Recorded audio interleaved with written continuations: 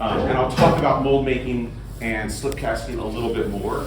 But what I want to do to start is get some slip in the molds so that we can move to some other things. And by the end, it'll all make sense. It's kind of like a memento movie. Like it will make sense.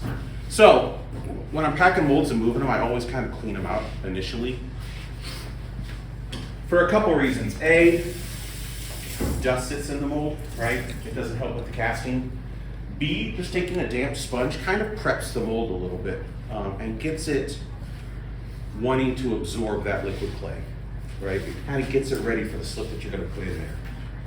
Occasionally, maybe once every, I don't know, dozen or so castings, I clean the mold with white vinegar. This extends the shelf life of the mold and allows it to slip cast for a longer period of time. Eventually, these molds are going to just not be able to cast anymore. You can get, depending on how you make your mold, maybe up to 100 castings out of a mold, and then it'll bite the dust. So I've got a simple 1-part mold of a little tea bowl, and I've got another 1-part mold of a larger bowl, and I've got a 2-part mold of a bud vase. Okay. The 2-part mold keys together, and I'll show you guys how I make all this. But we're gonna get some slip in the molds.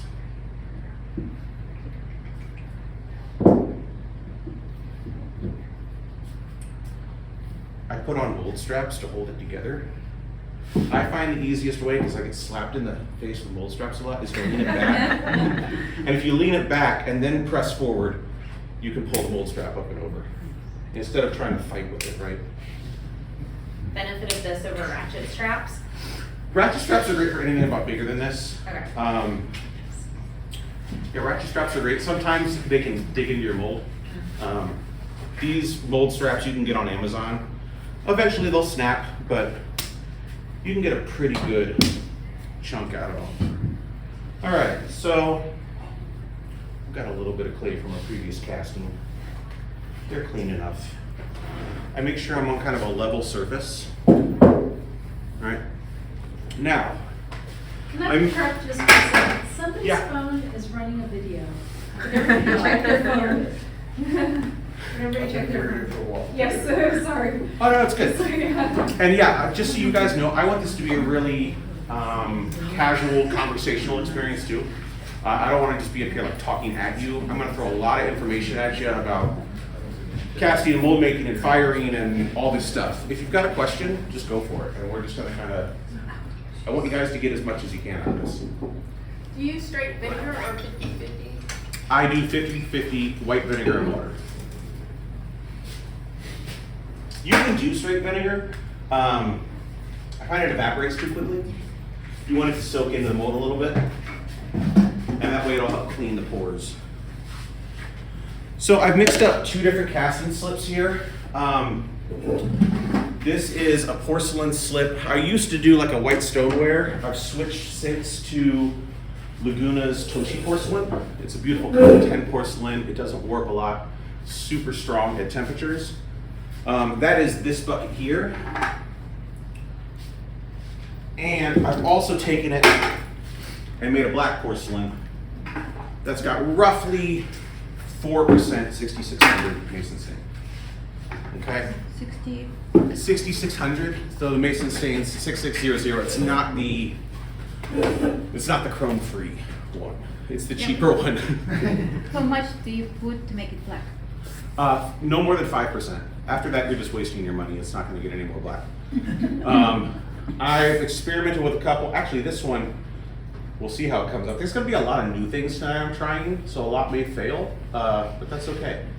6600, when you put it in the slip, for 100 pounds of slip, you're looking at like $45, almost $50 in mason stain. It's a lot, right? This is a mixture of mason stain, and I backed it off with black iron oxide, which I can get a little bit more affordable. I think it's going to get us black, and it's going to save me some money. I'm all about saving money. Okay, so I mixed them up this afternoon. I'll probably start with one. I always bring a whisk. They're deflocculated. We can get into the specifics of this when I talk about slip in the presentation. the different deflocculants, Darban 7 versus sodium silicate, all that good stuff. Basically, let's start with the very basics. If anyone hasn't slip casted, all casting slip is slip held in suspension, right? So that it doesn't settle out. When you pour that liquid slip against a plaster mold, the plaster absorbs the water content out of the casting slip and turns the walls into solid clay. So the longer that you leave that casting slip against the walls of the plaster, the thicker the walls become. When you get to your desired thickness, you pour out the rest, let it set up to leather hard. That's kind of why we're on the clock, right? Because I'm trying to get these in, get them poured out, get them set up enough that they're not tacky and I can get them out and we can do stuff with them. I could have cast it all day, but I was teaching all day. So we're gonna make this work. All right. And we could, like I said, we're doing a lot of new stuff tonight. So I could just pour the slip in and cast. But that isn't super fun to me. So we're gonna try some fun stuff. We're gonna do it to 1, and then we're gonna show you how you can kind of push the boundaries of slip casting and maybe get some creative new things. This is probably the only clay I'm gonna use tonight, and I'm making a waster. Because this is a 2-part mold and it has a thin top, when we slip cast, the level of the slip goes down, right? So you could sit there and keep topping it off, but you're gonna have an uneven top. Mm-hmm. You could also design a waster in the mold, right? When you actually make the mold, you can make a negative space that you fill, it goes down and gets trimmed away. That's fine, but it's extra plaster, it's extra weight, and this was all heavy enough as it was. So, a little coil of clay, and you can build a waster, right? Roll right on the wood. Yes, I'm gonna stick. This clay's a touch soft. I just pulled it out of the reclaim.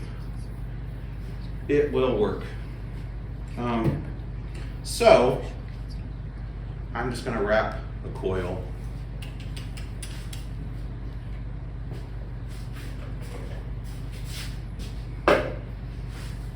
right here.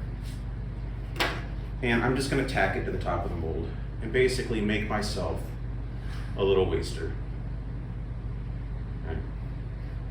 You don't have to go, it doesn't have to be perfect, it's just keeping the level of the slip above the top of the form so that and I'll still probably have to refill it once or twice. How much does the level drop? Huh? How much does the level drop? For this casting, so these forms take about a half hour to cast to the thickness of, I don't know, 1/4 inch, a pot. And it will, if I left it, it would, in that form, it depends on how wide the form is, right? If it's a big platter, it's only gonna drop a couple millimeters. But if it's a vase that has a thin top, that'll drop 1.5 inches, as it absorbs. So this allows me to keep that level up at the top. Let's do this one with the black porcelain. I think that could be fun. And they're both the 10, cone 10. They're both cone 10, yeah. I used to like my go-to was cone 11 soda, and I think my slip had 11 ingredients in it. I mean, it was beefed up with alumina hydrate, molekite, and extra fire clay, any refractory material I could find to hold up so that glaze can really move on the pots, right?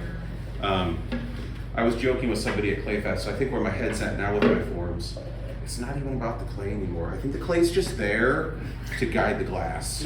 Like, that's all I really am interested in.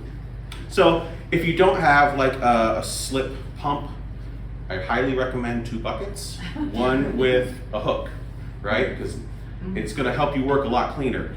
I know people have pictures. I've had this for like 15 years. It's the best. It's a cut up wool jug, but it's pinched. It pours beautifully, right? So I keep this guy. And don't think that you gotta fill the mold all in one pour.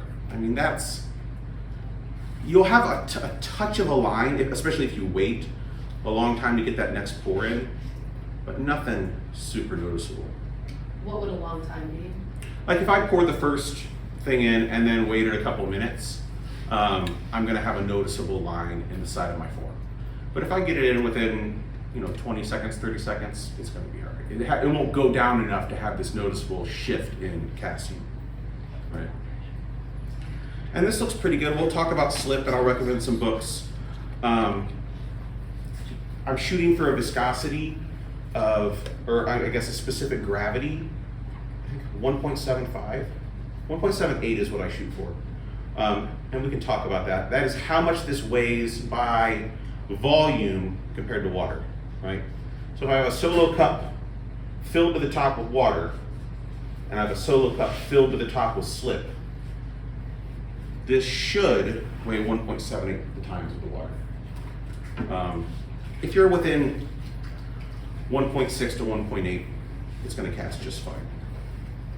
If you're adjusting casting slip, if you have too much water, in other words, your specific gravity is too low, closer to that of water, you can add dry materials, but you have to wait a day.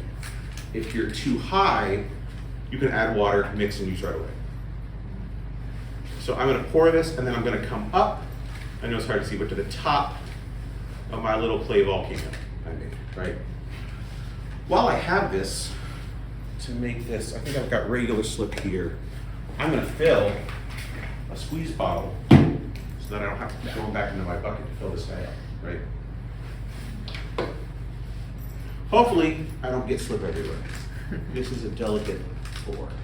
We'll see how nervous I am shaking to pour this little thing in here. All right, we're doing all right. Okay, so first one's in. Let's play around a little bit now. Can everyone see with these buckets? I'm trying to keep this in front of the bucket so you guys can see what's going on. Let's do some fun techniques. So I've got this T-bowl form here. To show you what's inside of these guys, I don't know if I brought all exact forms. This is the bud vase, right? It's a 2-part mold, and we'll go into it a little bit. The seam's right here. So I made 1 part, made 2 parts. The seam is the top and the bottom. This is the bud vase. The T-bowl is a similar form to this, except we don't have all those ridges. It's just 8-sided. And then you can see the bowl pretty well. It's kind of this star shape, right? And I can see this level's already gone down 2 millimeters, right? So that's just black slip. And we have white and black. So let's do a marbling effect. That could be fun. So I need one extra thing to pour this into because I don't want to contaminate my white or my black. Is there just any kind of empty container? Up above, right there. Yeah, like this is, any of this is perfect. No, it's gonna get marbled slip in. I just need a place to pour it back so that I don't contaminate my white slip or my black slip. Okay. So, for this guy, let's do some fun stuff here. I'm gonna pour, you know what, let's try a dirty pour. Has anyone ever done float painting? You know what I'm talking about? Where you use paint and a suspension medium? Hebrew. Yeah, right. And so basically, I've been playing around with that with ceramics. And you can get the same thing based on the color inside of the clay, based on how much they weigh. So certain ones will settle and certain ones will float. We're gonna try, I haven't done it with this though. So in a cup, I'm gonna unclog that. Slip will clog up on you really quickly. Tell me,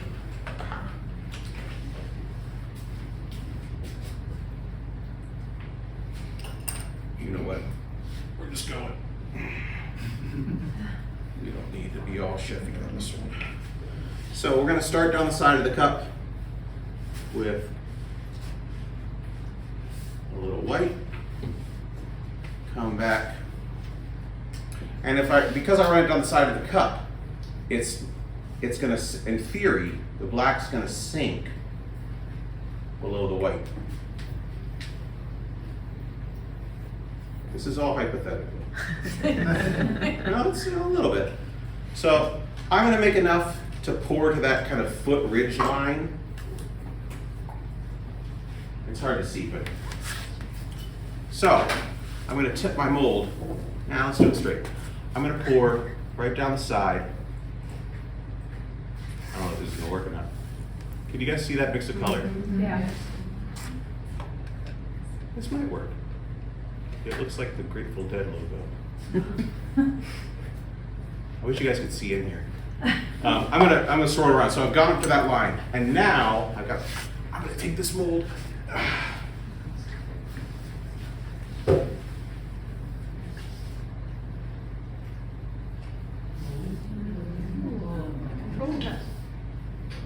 Did I get it all?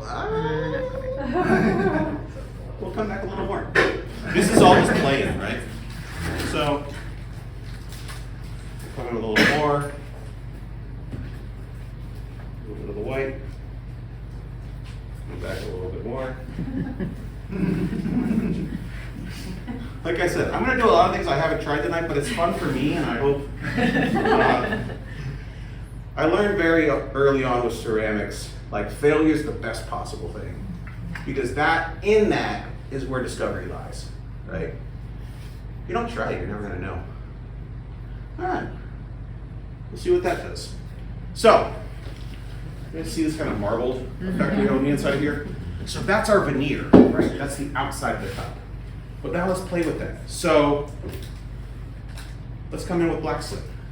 Now remember how that level goes down and it casts roughly a millimeter or two. I'd say it maybe casts a millimeter every 5 minutes. So while we're working on this next one, we're going to alter the black and white in and make levels.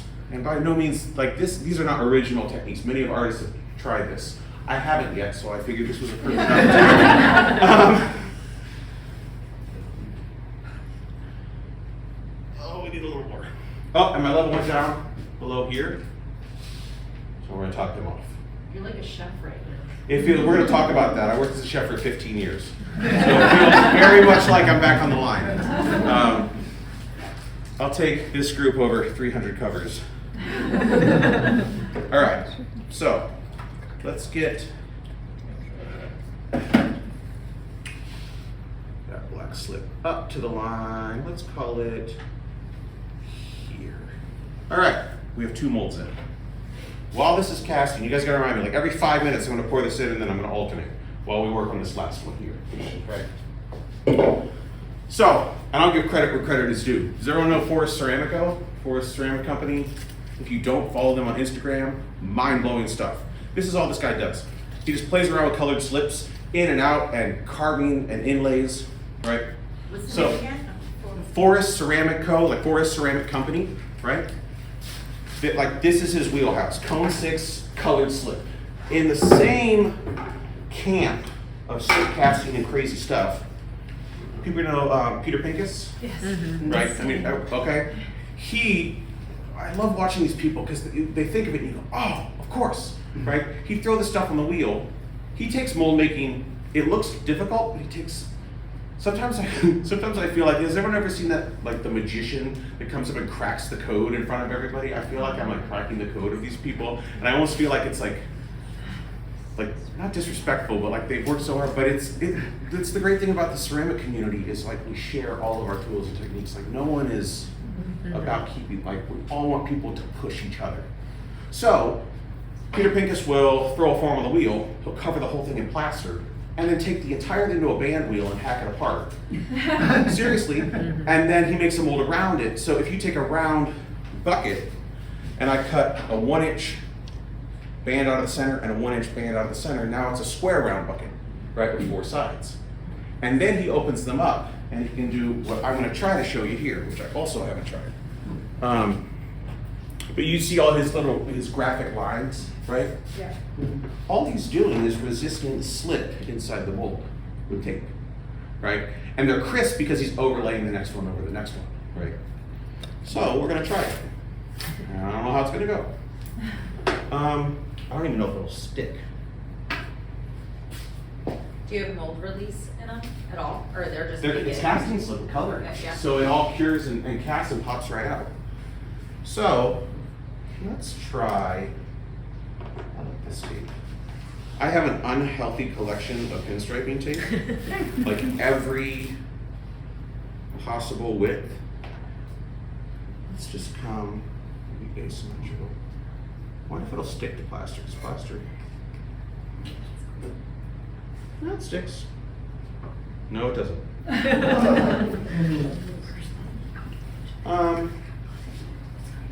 What can I show you on this one?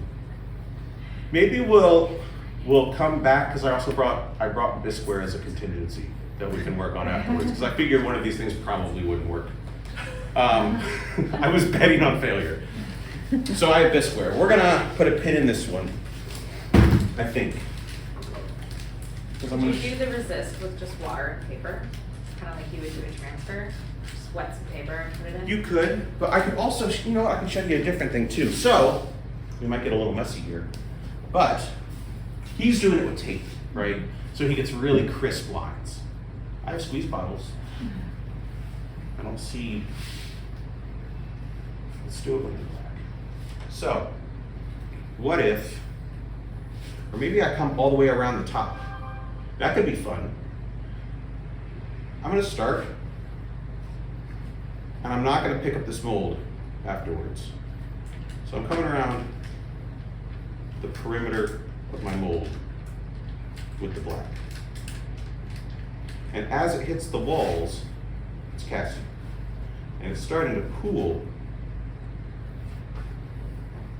You guys can see how if you've seen my work, where my head's at is changing very much away from like the linear to like the flow. That's kind of fun. And now we'll get a marble technique.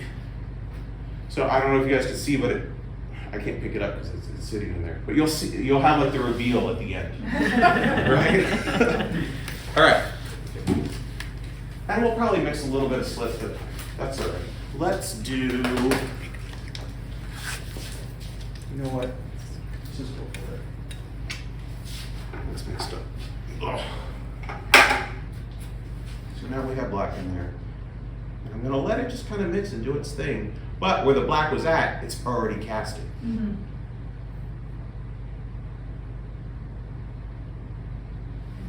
Okay. That'll work. You probably need to top up your others. Probably. All right, are we in within the first half hour? If we are, it's 7:30. We might be all right. The second So, one is just at 5 minutes right now. Okay. Oh yeah, we have to do that one. Okay, so this one I can go right back into the black Nope, here. red, right? Huh? Red. White? This one's, yeah, I'm going to white, but I have to pour out the black, Okay, gotcha. right? So.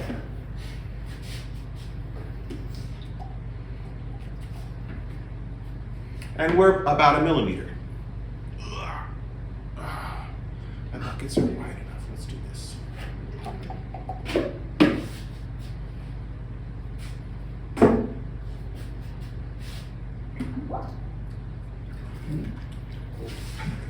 It's a satisfying sound.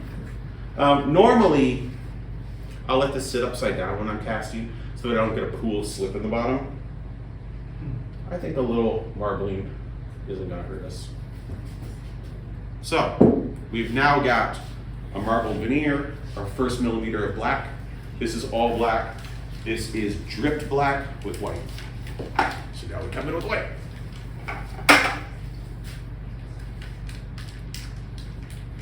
And I'm gonna set up the next one, and maybe I'll only do a couple layers so I can move on to some other things. But we'll let that cast for another 5 to 7 minutes. And really, we're just gonna let these chill while we do other things. Why do you pour the white from the bucket, but from a pitcher for the black? I only brought 2 pitchers and I didn't want to rinse out my black and go back and forth and back and forth. Had I been thinking after work, I would have brought 4 pitchers so I could have a whole setup and look like I knew what I'm doing, but I didn't. So I'm pouring straight so that I have to wash out that. Right. Okay. What do you do with the contaminated white? So eventually I will keep it and make it into black. Because all it is it's starting to become closer to the black. Or maybe I'll fire one and I'll like the gray. and like that'll become a new iteration, right? So these in here are a little contaminated, so what I can do is when I pour out that white and this white, they'll go into this guy. And then probably what I'll do when I go home, I'll put them in the black and I'll add, I don't know, a couple grams of black, and then we're back in business. Does that make sense? Okay. Also, since I can't see the thickness of this guy, I can kind of see it here, but I can see it here. So this is going to be like my barometer for how thick these are going. Roughly, with the, and every slip is different, right? With this particular slip, about a 30-minute, 40-minute cast will get you to a 1/4 inch thickness, right? It's roughly a millimeter or so every 5 to 7 minutes. So we're going to let those do their things, and we are going to switch gears. Some other stuff. Trial and error on how long it takes to cast each millimeter. Did you just sit and time it essentially? Yeah, you and then can slice it just open? you can cast it and put it on a timer, and when you get to what you want, you go, okay, 37 minutes, right?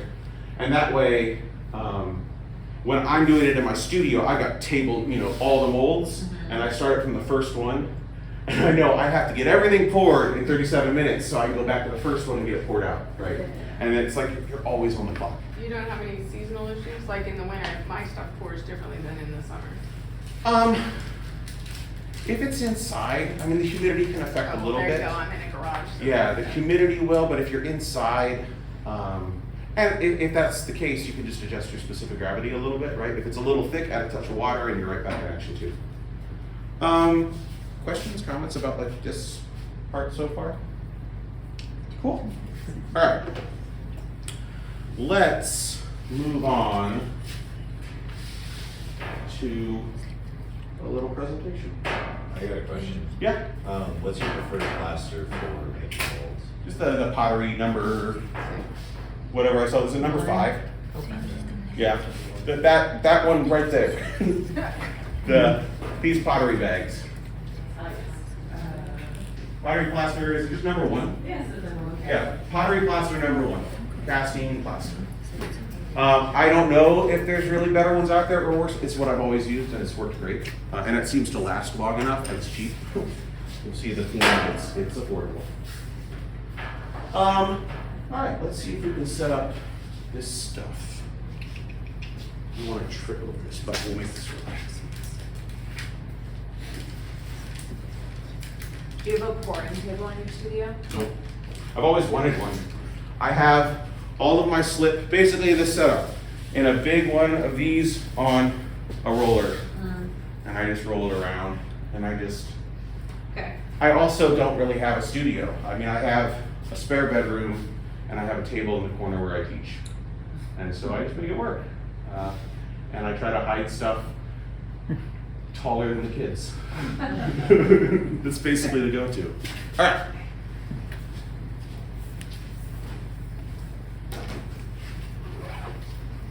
So we're gonna switch gears here.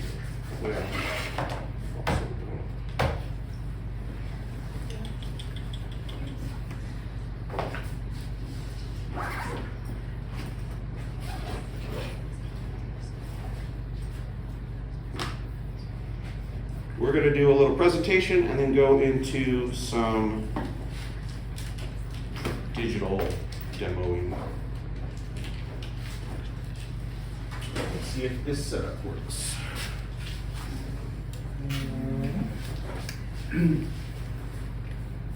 I bet it's time to change that class or change that slip. I think the controls are on the right-hand edge.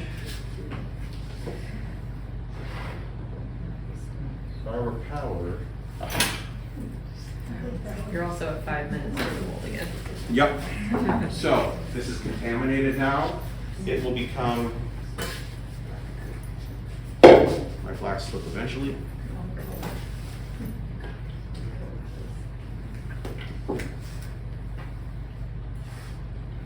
And we should probably be to about 2 or 3 millimeters. My goal was to get this casted and poured out and set up by the time I started my presentation. Yeah, I don't know if that's going to work out. This one can go a little longer. So, we're gonna come back with the black. This is just easier. And honestly, I might just let this leave now, because we have marble, and then we have black, and then we have white, and then we have black. Maybe we'll get one more. I mean, you can go forever. It's just depending on how thick you want to go and how much you want to pour in and out. But that will depend on the rings on trees, how much, when you carve into it, how much it reveals, like how many layers, right? Okay. Let's see.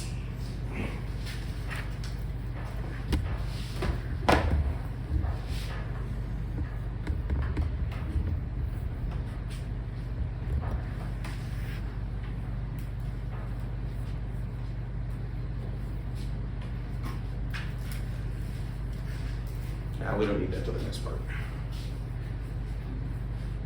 I highly recommend, if you guys are getting laptops, these tough ones are made for ceramic artists. They're not only made out of military grade metal, but they are self-cleaning of dust.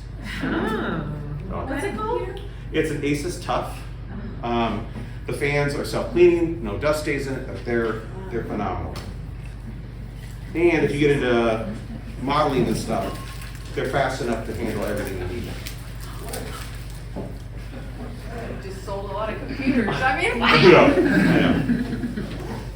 And they're not horrible. I mean, this one handles everything that I need, graphics-wise. I think it was $600. I mean, nothing outlandish. Okay, let's.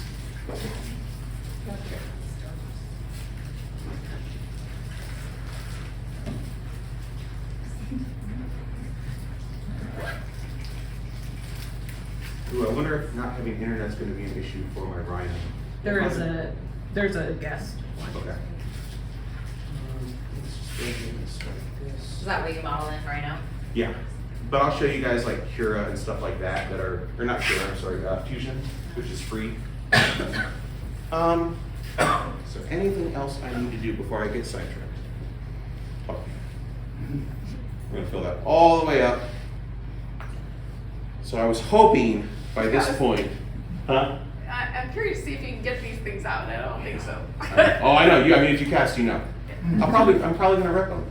I mean, most that's likely. fun too. Yeah. Putting a fan. You can reclaim it and go for it. I can reclaim it into black. I mean, Yeah. that's what it'll go back into. But also, if they're too thin, I'm not gonna get them out anyway, right? So we're just gonna cross our fingers. That's the hard thing about this. We'll be all right. So we're gonna shift gears, and I'm gonna talk for a little bit.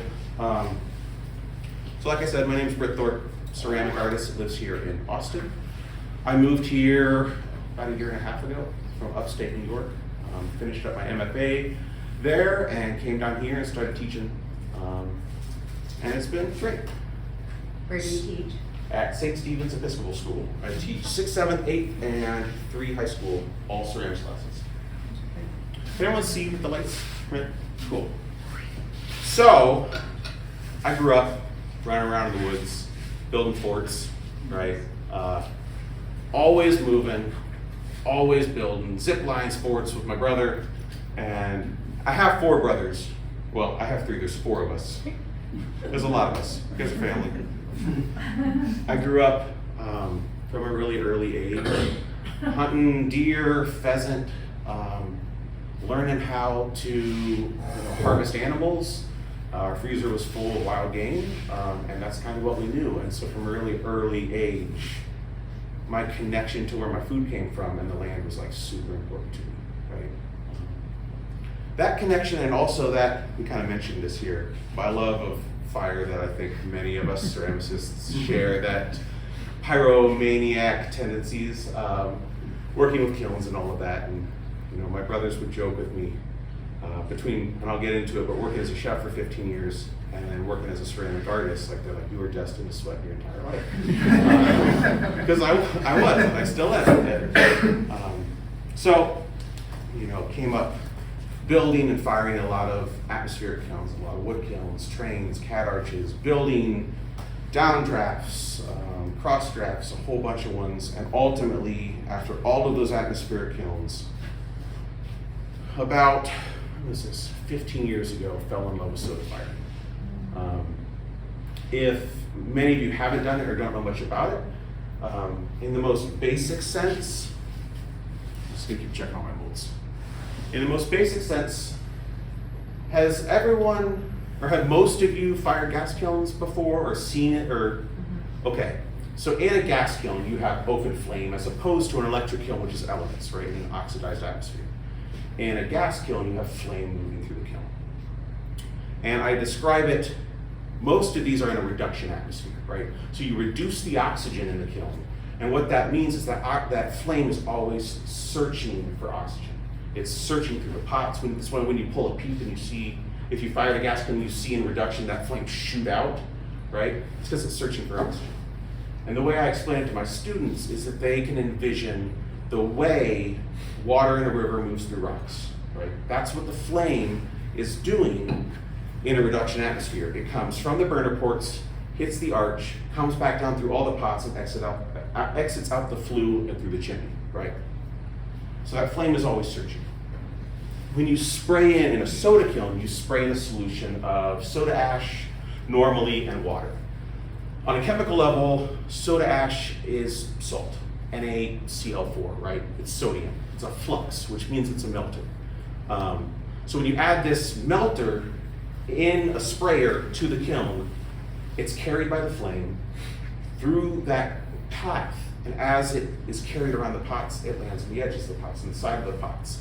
And because it's a melter, it marks the track of the flame by melting, and gives you this, I don't even know how to explain it, it's just magic. Like this aurora borealis, flame-licked, juicy, flowing, just money. Or, I mean, a lot of times you gotta grind shells too, but it depends, because you're melting that glaze extra, right? Which is why, and I'll get into it, you wad up your pots on high refractory alumina-based balls of clay, because the entire atmosphere turns into glass, okay? So I built a bunch of these kilns, fell in love with soda. We had a lot of fun loading and getting into kilns, but I was always, like I said, destined to sweat, either firing these kilns or working the grill. So, I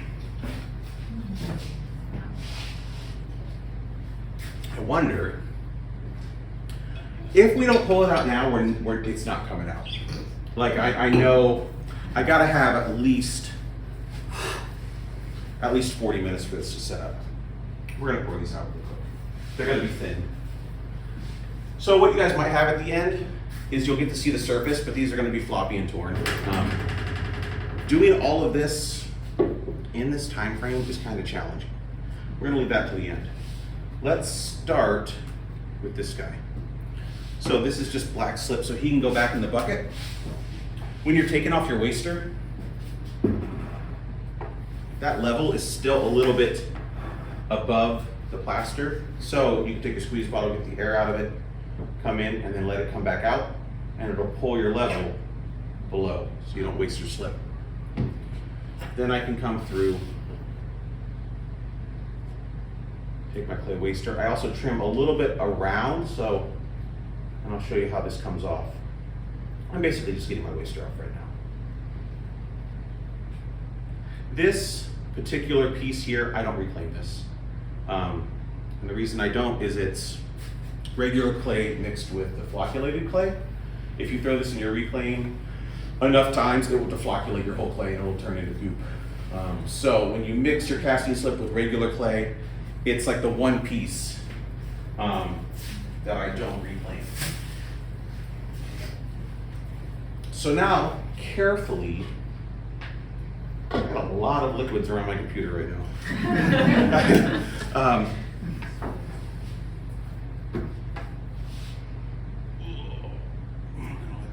Oh, we're getting that. It's still super thin.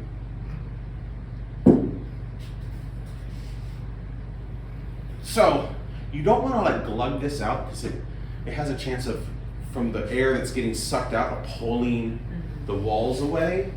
So you want to go as gently as, at least when you start, right? You kind of don't want to hear it glug. But as you go, you can go faster because there's more air inside that cavity, right? If you hear it glug, you just kind of slow down. It's going to be thin. We might make it. There's a chance. If I can get this cracked in 30 minutes and get some air to the other side, we might make it. I'm not holding my breath though. I like to keep these upside down to dry. I'll drop one of these. Do you ever put a fan in front of it to force dry? I don't know, I haven't done that before. So I'm gonna have a little pool of slip here. Shouldn't be too bad. It depends on the wall. So if you run it across an edge that's like smaller, and then there's a deep part in here, you're gonna dry the top so fast that it'll cause cracks down the side. But if you have something where you can put a fan across the room and you can just get air circulating, then it can move in and out and it won't cause that kind of damage. So it depends on the mold. And it depends on the clay too. Certain clays are more plastic, right? Like some of these, if I leave them too long, they'll crack a little bit around the edges, but they crack really nice, so they just pop out. So I don't have to trim them. There's a lot of factors: the humidity in the room, the specific gravity of the slip. We're gonna. This one's thin. I can leave this one I can leave right to the end because I'm not going to do anything to it. This one.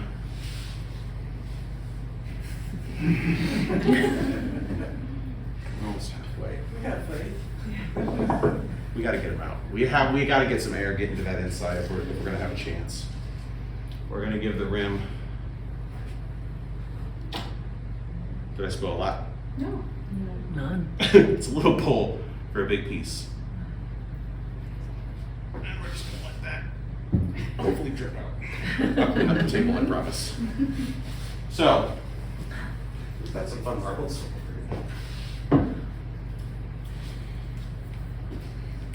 And we gotta get this one out. But this one is all black on the inside, so I should be able to go back into the bucket here.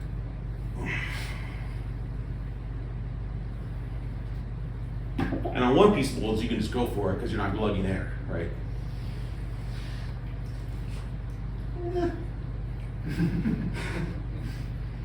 All right. Let's all say a little prayer that these dry quickly.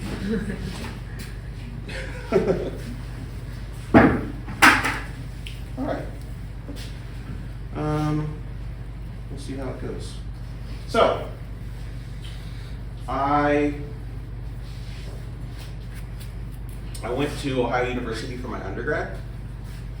I graduated there in 2008. In my time there, I was mainly working on the potter's wheel, right? Pushing my work to get thinner walls and lighter pots and looking at a lot of traditional potters. And towards the end of my time there, I took a mold making class, and like that, it scratched my brain in the perfect way, right? It was like suddenly, it didn't have to start off as a round object, right? I can make anything. But my my skills at that time did not match my ambition. So I was making these really simple geometric forms, right? 1-part molds, 3 or 4 sides, just kind of planes. And I was testing a lot of glazes for the soda kiln. And these are, I thought of them as like big vases or vessels. And like that, especially like this one, like this was probably 2006. When I got that out of the soda kiln, like that was when I was hooked. Because I've been testing all these combos of glazes, these like eutectic blends of how these glazes would match. And like soda finally spoke to me, because the soda like landed on the rim and fluxed out the high sheen on the top. And when it stopped, the whole mid-range from controlled cooling had all these microcrystals. And then the moment that got me is because this was sat up on those wads that I talked about, like those little pieces of clay. And they were set on where the gray areas are, and it was in such a heavy reduction but the soda and the flame came through the bottom of the pot and hit the other side and pulled out the cobalt. Basically, I got blue flame from a heavy reduction coming underneath the watts. And I was like, what is happening in this kiln? Like that was the moment, right? And I could see like the way the sprayer would fade and melt. And I was like, I gotta kind of chase this dragon, right? So I graduated in 2008 from Ohio University. I was working at restaurants at this time, kind of coming up, dishwashing, prep cook, starting to get a little time on the line on the grill, but just kind of learning, kind of chasing my love of cooking. But as ceramic artist, you got to go where the kilns are, right? So I decided to go down to University of Arkansas, and I did a 2-year post-baccalaureate there. I was cooking at a restaurant down there. And kind of continuing these very simple forms. I had switched to porcelain to reveal these white edges. And, it was just kind of pushing these relatively simple forms, right? I finished up there. So I gotta go where the kilns are. So I ultimately ended up at an artist residency at Michigan State before graduate school. And really started to push the glaze palette, right? And get these, really nice olive greens and these flashing slips and these carbon trap greens and like the quintessential like orange peel effect that you get from a slip in a soda kiln, right? And like this combo and these like really sexy celadons, and I was like all about it. Before that though, if I'm really honest, this whole time I was making pots in the evenings, but I was kind of working my way up.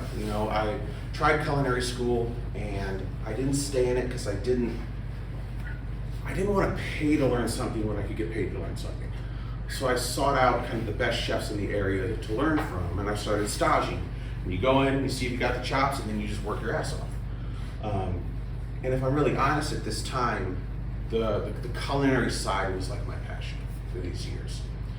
It was 80-hour weeks. It was a lot of work. But it was super rewarding. And the pots, I'd go home and try some stuff.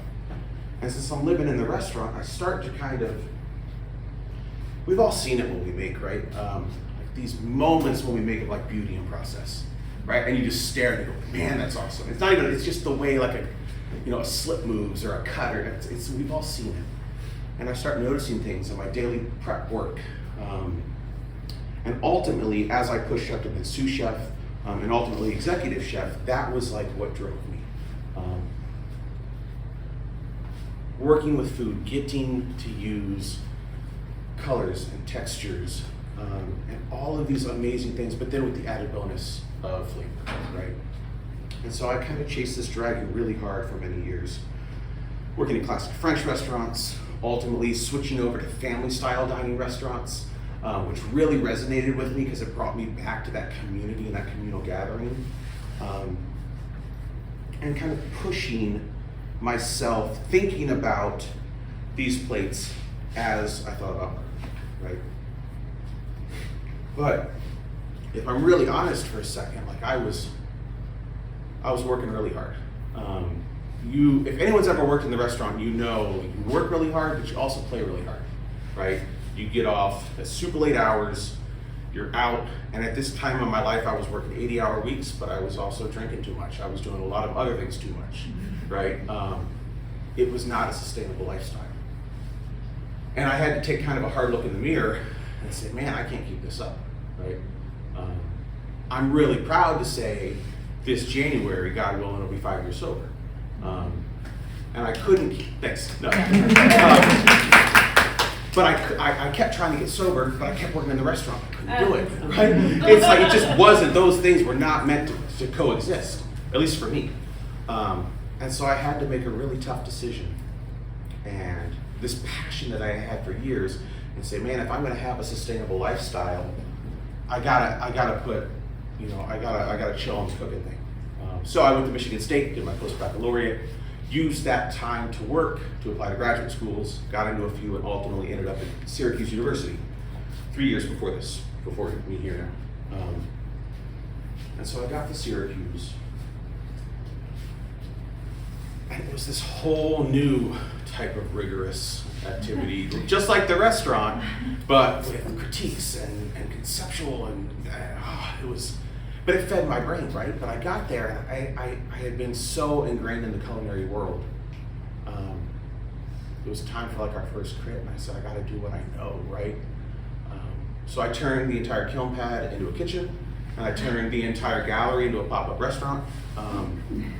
And my idea coming back, right, I said, can I come back to pottery and think about pots from a chef point of view? Which ultimately led to thinking about the reversal, right?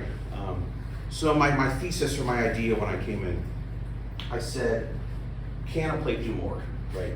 All of us are potters, we know that the plate can look beautiful, it can present, it's in great form, but can a plate do more than just present, right? Can a plate actually inform? Can a plate have layers and meaning behind it, right? So this was fall, my first semester, and I'm out with some friends I had met there, and we're foraging in the wilderness for wild mushrooms, the salmon's running, the steelhead, we're fishing, we're back to what I grew up on, right? We're back to this connection to the land. And I started thinking about how do I make a plate do more? So ultimately the pop-up restaurant then became, like on the right-hand side, this is a wild mushroom tagliatelle, right? It's hen of the woods that I had picked, made a pasta, and then presented it on a wooden platter made from the wood that the mushroom actually grew out of, right? The middle was steelhead that were running that I caught. I went to the river, pulled a rock out, diamond ground it to 2,000 grit, like glass on the top, and then presented, right? And then local scallops from a great purveyor on local Syracuse salt and the sandstone charger that I made, right? Starting to think about, as potters, as designers, as artists, can we add layer of meanings to our work, right? And the crit went well, but I think mainly just because I fed them. That's normally, people are not mad when they're fed. So I got through that, and back in the studio, and I'm trying to think like a potter again, but I've been a chef for so long. And I started just playing, right? I knew I was interested in the flowing glaze and the movement, so I started painting, right? That kind of flow painting we talked about, and just letting paints move based on their weight, right? And started to think about these as planes, and these are all like 2 feet by 2 feet. I started playing in the studio, hand building again, and started to develop these pinstripes, but also started to use the language that I knew from the restaurant. Everyone's seeing the chef swoop on a plate, or right, the squeeze bottle where they finish ice cream with chocolate sauce, right? I made paper clay and started these forms that were all trowelable paper clay, because paper clay can hold all of this weight. If you guys haven't messed with paper clay, it's magic stuff.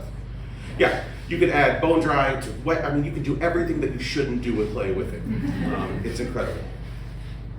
So I asked myself, like, what am I looking at? What am I interested in, right? And I was interested in all these things from the design world that I had seen. I mean, something like an ice cream, that is a sexy ice cream scoop, right? Like these basic designs that are quintessential, that I love these highly designed items, right? And I've always been into like this idea of supercars. And I'll be honest, guys, I'm not a gearhead. I wasn't raised around cars. I can change my oil and that's about it, change a tire. But these lines, right? I mean, think of them as a potter, as a designer. This is when I started realizing there's a quality of line that I'm drawn to, a speed of line that I'm drawn to, right? And so I'm looking at all these things from the man-made world, but I'm also, we can't compete with nature, guys. Like, as artists, it is the ultimate, like, holy cow. If you guys haven't checked out sea slugs, they will blow your mind. And if aliens exist, those are them. But the colors, the forms, the lines, right? And so as I'm looking at the natural world, I'm starting to decipher and see these patterns, right, in nature. This beginning of order. And as I look closer, like it's everywhere, right? What is seemingly chaotic and flowing and moving has a precision and has an order. And so like this was the jumping off point. And it's been kind of the dragon I've been chasing in this work forever, right? This combination of attempting precision, and this cleanliness of line against, you do everything you can to make it so refined, and then at a point you gotta let go. Right? You put it in a soda kiln and you let the flame and the glaze and the colors do their thing. So I got back in the studio, I got ramping up again. I said, how can I make these clean lines? And the first iterations of these were not 3D printed. I was working with MDF wood. It's just sawdust and glue, sands like butter. And I would take this arcing line and I'd trace it, right? And then I go to the sander and I bevel it 15 degrees, right? And then I trace it again, 17 degrees, trace it again, 19, 21. And I build up, like building my own Legos to get these forms, right? And then I make molds, and then I slip cast, right? And I started to pull in that language from automotive culture, right? Trying to attempt this level of refinement and test some more. Get some great glazes, mostly get a bunch of crap. But in the hundreds of glazes you tested, you get those dozen gems, and then you push those and test those, and it's like you keep honing in and mixing and testing and figuring out what color and so what oxides, right? And that led to like this first iteration of pinstripe work. Right? Very simple, wood-made positives, pinstripes, soda-fired. This nice balance, I think, of hard lines and letting the kiln be the kiln and the glaze be the glaze. Do you always do wood positives, or do you This still is- do wood positives? It's all 3D printed now. All three. These were all 3D printed, but if you guys were at Clayfest, the bigger platters, right? Some of the larger, older, the more simple forms were all wood. And all gas fired, soda fired, or all? All soda fired. This last iteration, since we're rebuilding the soda kiln, was gas fired. But yeah, just thinking of them as small paintings, letting them, that's like, we're all potters, we know, we're all ceramicists, we all like glaze and clay, right? And allowing like serendipity in the kiln, letting go, like this was a great moment. I made this platter, I glazed it, I put it in the kiln. And you spray that soda and it lands on the pots, but it also lands on the shelves. And you get these drips on the shelves above the pots. And if you go a little too hard on the soda, those drips fall into the next layer. And everywhere there's a black spot, those drips had landed, fluxed out, and caused them to go up and become darker, right? And more of a high sheet. Kind of a happy accident, right? So I went through this iteration, right? These wood forms, and that led me ultimately to kind of the way I work now. How can I be more precise? And what I want to show you guys at the end, if we have time, I know I've got a lot, but we're just going to get through what we can. So I started 3D printing, right? Molding on the, basically designing on the computer, 3D printing, and then going into the molds. And using my glaze palette and spraying and taping and ultimately soda-firing this work, right? And that led to another iteration that got more clean but more dirty. And I think they started to become more successful, and as I analyze it where I'm at, I think the more I let go and the more I don't try to impose necessarily with the tape and the hard lines and guide the glaze, the more I let the form guide the glaze, I think the more successful the pieces become. And I tried, yeah. You're printing with just regular plastic filament. PLA. Mhm. The middle glass, I have that, or if I bought one from you. Yeah, is that one? It could be, it very well could be. Yeah. I should have brought it. It very well could be. The right one, I think, when it Clayfest, I think I sat on the left one with me. And I tried some cone stick stuff, and we talked about this at dinner. It was fun, but like I do it, and I know it's supposed to come out one way, and I get it, and it came out exactly that way, and I go, Oh. all right, you know, that itch is scratched. Back to the soda kiln. But there were some moments when I started tinting the clay body, right, and allowing the glaze to break that I thought were really successful, right? Where the form would give way to the lines of the clay, and that but there's still the subtlety of the soda kiln, right? Where it's not all white, this line's harder and this gradient, right? There were some moments where these would give way, and some really nice things would happen, right? So I moved to Austin. Started teaching a bunch of kids. They're making awesome work, by the way. Wow. I know, they're killing it. Wow. They're killing it. So we do hand belling, we do press molds, we do raku, we're gonna be doing soda, wood, I mean, all kinds of stuff. But this last year I didn't meet anybody because I'm sorry, my head was down and I was redoing the studio and glazes and building kilns. And just getting the thing in order with my kind of OCD chefiness, try to get to a place where I could, you know, have a working studio. And about 6 to 8 months ago, Clay Fest was around the corner, and I was like, crap, I need to make some stuff. So some new iterations, some new forms. And like, this is where my head's at now, right? These moments where you can take something, and just so you guys know, like, see how it's like all white on the left, all black on the right? It's that all the way around. When you can do these simple moments, throw that on a banding wheel on a spray booth, spin it really fast so like the left side is spinning towards me, and slam it with a glaze on the left side, and then stop it and spin it the other way and slam it with a different glaze on the right side. I don't have to pinstripe anymore. It's super tedious. Like, I should put the picture of all the pinstripe tape that comes off the pots. Just hours and bundles and anyway. That's rough. It's a lot. So I did this final firing. You can see the pinstriping for Clay Fest. Got some great gems out of it, and kind of got here, decided to rebrand myself the best that I could. Got, you know, it was Clay Fest, so I got a sign and cards and some bags. Set up a booth. I had never done a craft fair before, so I went to Amazon. I was like, oh, I need a lot of stuff to make this work. Got my tent and my shelves, and I had a blast. I met a lot of y'all and some really great artists. And that brought me to basically this, which was the idea, depending on time, but we might just go right into stuff. We have 40 minutes. Ish, yeah. Ish. Well, we still need to get some air.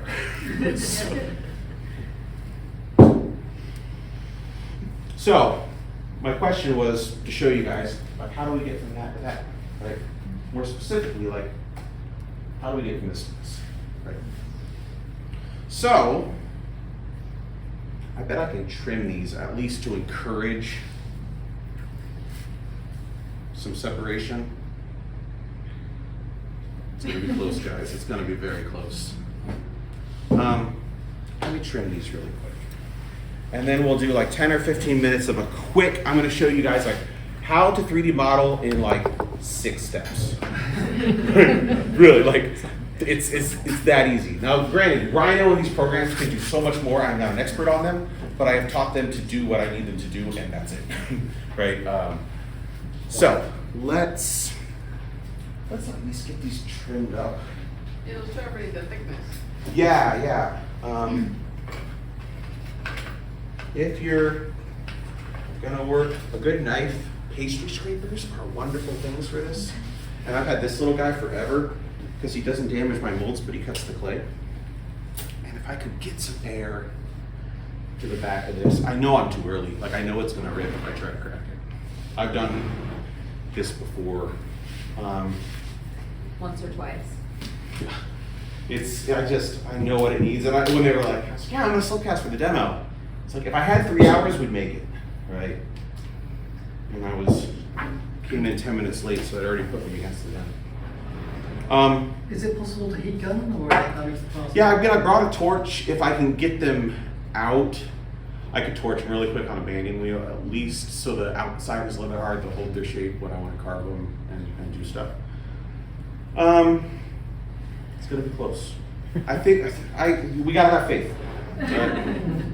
So pastry scrapers are great, and I always kind of push towards the outside wall so that I don't pull it away from the wall. Does that make sense? Mm-hmm. So when I start, I'm always pushing towards the outside wall, right? And that allows, I'm trying to meet it where I was. It allows it not to want to pull away too much. It is tacky. But it'll also show you we nailed our thickness, right? But I mean, it needs a half hour in this mold minimum, and that's going to cut it close. But we might do it. This one, it's got a waster, but I kind of know where the line is at too.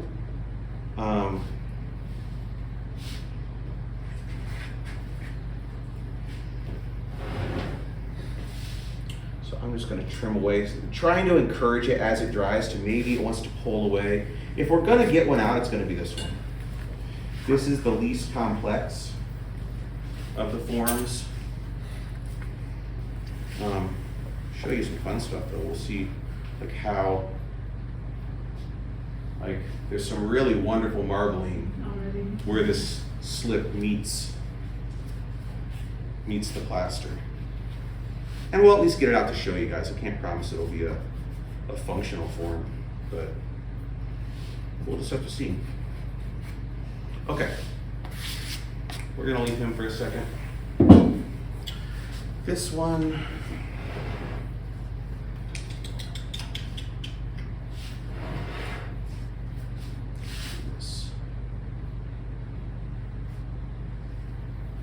so this trimming can take a little bit. I'm rushing it a little bit just because I want you guys to see. Yeah, I just messed up that one. That's all right. I want you to see this out because like that's where, if we had compressed air, we'd be in business. Is that a thing in the studio?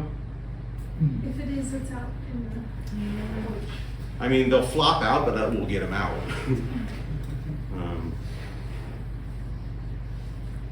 But I'm just gonna finish this trim. There is a hose out there with the nozzle. Is there? Okay. So we'll at least get them out. They're gonna be floppy, but you guys will be able to see. Yeah, and they're thin. That's all right. We had less than 2 hours. Okay, this will at least allow it to start pulling away. We're gonna let those chill. So, let's move on to something here. I'm gonna grab a stool.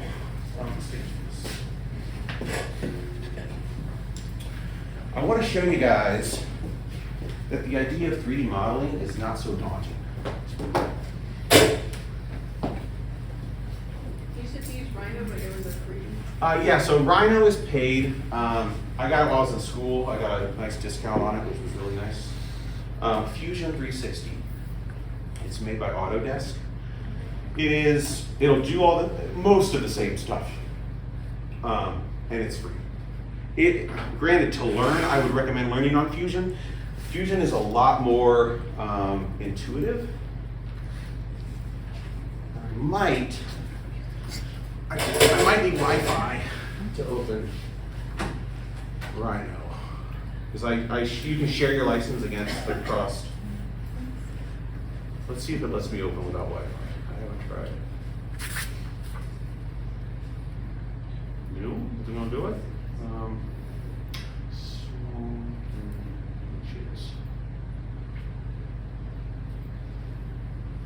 Okay, we're good.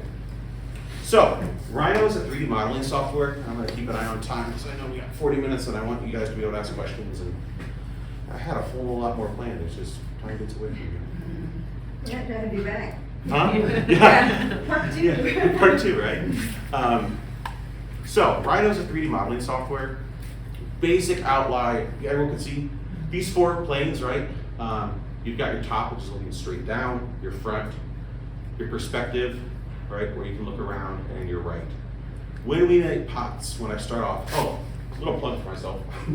If you guys are curious or want refreshers on this stuff, I go through all of this stuff in this guy. Yeah, I've never had anything like that. It's pretty cool. You're published, fancy. I'm published. But I cover all this stuff in there too. So, when I'm designing, I'm mainly concerned with 2 things. When we make a pot, right, we've got the silhouette, and we've got what I'm gonna call a footprint. On a wheel, it starts off round, but then we can change it. So I start with the footprint, right? This is the top frame. We're gonna make this a little larger, okay? All these squares are 1/4 inches, the bigger squares are 1 inch. We can change the size at any time, so it really doesn't matter. For one of my faceted forms, right? Over here, you've got lines, arcs, circles, ovals, whole bunch of stuff. I mean, it goes on and on. This is a polygon, right? You can make, and if you go to these triangles down here, you can add selectors to each, like, subcategories, right? So this polygon, look, there's even a star one, right? This is a good time to mention, like right now, my cursor's all free floating. If I want it to snap to any of these, all I do is hit this grid snap. You see how now it snaps? Right, so I can start right in the center, I can pull out, let's say a pot, so that's 4-inch total, right? 2-inch radius. Up here, now it says number of sides. We can change to whatever we want, 16, 32, I don't know, always end up doing like, let's just keep it at 32, it'll be fine. So, we're gonna keep it at 32, we're gonna come out so it's 4 inches wide, and now I can pull in to make this guy, see it? Right, it's wide, it's like once you go down this rabbit hole, you'll realize. But see, right now it's still snapping, so if I don't, I can only do in 1/4 inch increments, but if I take off my grid snap, I can then come in and, set kind of what I want for the perimeter. So let's call this at the beginning footprint of a faceted vessel, right? Next thing we need to do is think about the silhouette of the vessel, right? So I'm going to start with a line, put my grid snap back on, in the very center, and I'm going to take it out to the perimeter of my pot, right? That's my first line, and that's at the base. Next, I am going to take a line. We've got to decide how tall do we want this guy, right? So I'm going to start again in the center of the pot. I'm going to come here to my front, and let's make it, I don't know, like a little me. Let's call it 3.5. Okay? Now, I'm going to go here so I can show you guys how to trim too. So that's too much. So now we got to figure out the arc. Granted, I'm working just the way my brain works. I'm working upside down because that's the way I pour my molds, right? I'll flip it for you guys. It's a good time to talk about basics of prototyping and mold making. Wish I had a whiteboard, but I can explain this. Undercuts are the one thing you want to watch out for when you make molds. In other words, if I'm making a 1-part mold that pulls straight up, my piece all has to be tapered in so that mold releases. If my form then comes out, I'm going to have an undercut. I won't be able to clear pulling that off in one way. If I want those, then I have to have 2 sides that pull out, right? Mold making will break your brain, but it's like super satisfying. For a 1-part mold, I'm gonna bevel it slightly, right? So I'm gonna come here with my curve. I'm gonna come down to where my met. A little thing I learned here with my snap-on, if I start here, it's already gonna be straight up and down, and then when I bend it, it's not gonna clear enough. Because you always need at least 3 degrees. That's like what I say, at least 3 degrees, and it should clear the mold. So I'm gonna pop my grid snap off for a second and set this first one just inside, right? Just a few degrees. Let's actually go where you guys can see the front of the work. So 2 inches wide there, 3.5 inches tall. Now let's think about an upside down T-bowl. And maybe we come, I don't know. Maybe we go to there and then we do a hard transition, right? Oh, if you're not snapping to the end of the line here, see all these snaps and snap. It will snap at the end of the line now, right? So now, maybe just a little one of these. Let's get that. And I'm gonna make the outside of the footprint, okay? So I'm gonna come up here. He's gonna be a little footprint. He'll be alright though. I like rotary. I like that. Okay. Now, we can snap here, we can cross. Now, if your lines cross, next function. So that, I showed you 2 functions, right? You got your arc, you got your start. Trim, right? You can type up here if you don't want to have to find them. If I want to trim, it says select your cutting object, right? So if I want to cut these, if that's my cutting line, I hit enter, it'll cut that off, right? If I want to cut this one, this is my cutting line, it'll cut that one, right? Now, I have all these different lines. In order to use the next function, I need to join them to one, because right now they're all separate lines, right? So, join. And now we can come around so you guys can see all these. And I'm going to join this line, my arc, my little inset, that, and that. Right? Now, it's all one thing. Okay? Now here's, like, the moment I found this, I was like, this is incredible. there's a thing called rail revolve. Because I used to teach this to stack the wood the way I was stacking the wood. I'd extrude and stack and extrude and stack. And I was like, there's gotta be an easier way. And so I looked at this, and it doesn't work all the time, but it should work. Sometimes it should work on this one. It's called rail revolve, right? So, it says, select your profile curve. This is the profile that we made, okay? Select your rail curve. This is, we're gonna call it the rail. That's our platform. Now, let's do it again. I hit enter one. Select. There. Rail revolve. Select your profile curve here. Select your rail curve here. Start of the axis is the bottom of our line, and it goes to the top of our axis, right? See, it didn't like this little foot right here. We can fix that.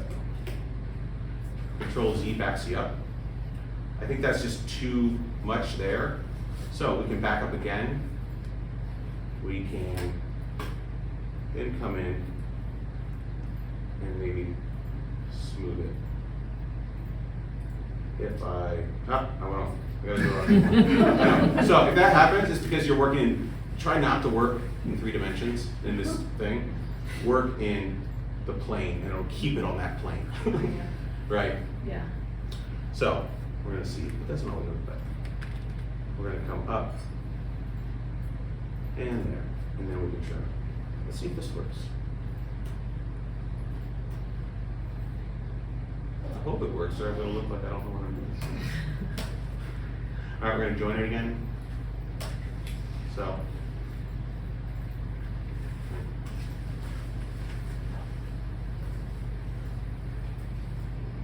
We're gonna go here, here, here, here, here, and here.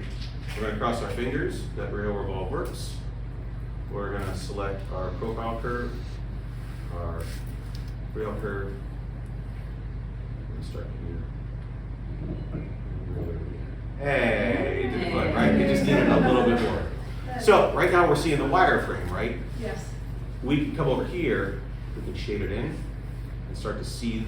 So I'll turn it so you guys can see, right? And we've got like this little, but it's open. See this? Yeah, it doesn't have a base. We can't export open objects to the printer. So all we need is to cap it, right? Question. Is, What yeah. if you wanted an open form? Like, what if you You wanted can a do tube? you can do base mode on the printer, There you go. and you can print just shells. But for all of this, for this purpose, Put a foot on. we're gonna cap it. See, now it's capped. Now, this is a flat spot here. Last part I want to show you guys. What if we want to make a foot ring, right? Mm-hmm. So I've got this curve. No, that's not the one I want. I want this one.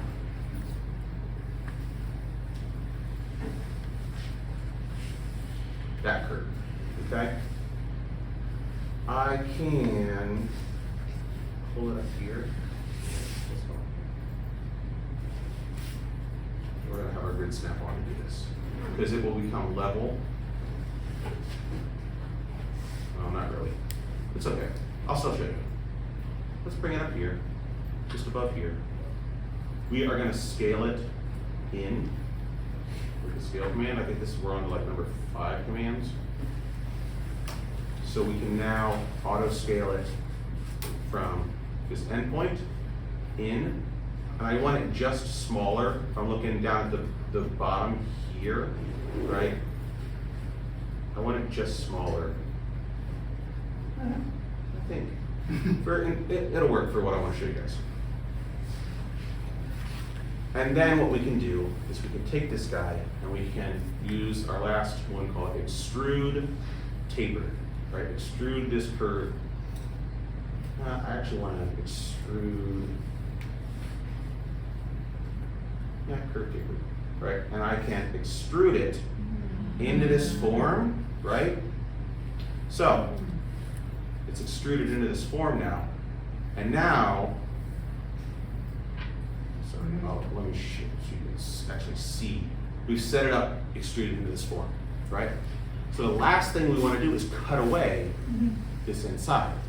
Now we're going to use our last I think we're on 7 now, which is called Boolean split and union, is taking objects and either combining them or using them to cut away, right?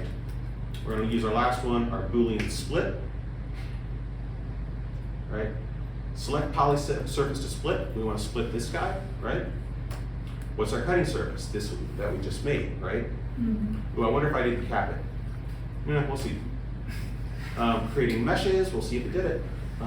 So now it used this guy to cut away a hole into this. I can actually show you, that's our curve. Right. We can pull that out. And what's left is this, but now it's hollow again, Right. so we just cap it. Okay, now I'll delete. How did it know to cap inside as opposed to? Because it already capped the other side, it was the Okay. only side left to cap, Okay. right? So, now we've got, I'll show you here, and if you guys want to see how it kind of looks in real life, you can come over, let's see, rendered, and it will show you how this formed, right? Does your printer print up from your base plate? Or does Yeah, it? so I'm showing you guys this for a basic, what's called, and what am I? Yeah, a PLA printer, not the resin printing that I'm just now learning. Yeah. This is an FDM printer. Okay. So there's 2 basic types of printers, one that are like extruders and they extrude molten plastic on a bed. And now there's resin printing, which will blow your mind. It's liquid bed of resin, and it actually, the way you would do old school photography, it uses a light that blinks and changes and exposes the liquid and pulls solid out of the liquid one layer at a time as it exposes it with the light. It looks like Westworld. It's straight like up, yeah. Pooping yeah. out. It's- Which I just bought mine and I'm learning that that's like on the list. So the last thing I wanted to show. What Yeah. printer do you have? So my workhorse that I've been using forever is it's Creality. It's a Creality CR10 Pro version 2. They make the names really short. It was super affordable. The resolution is good, and it's a workhorse.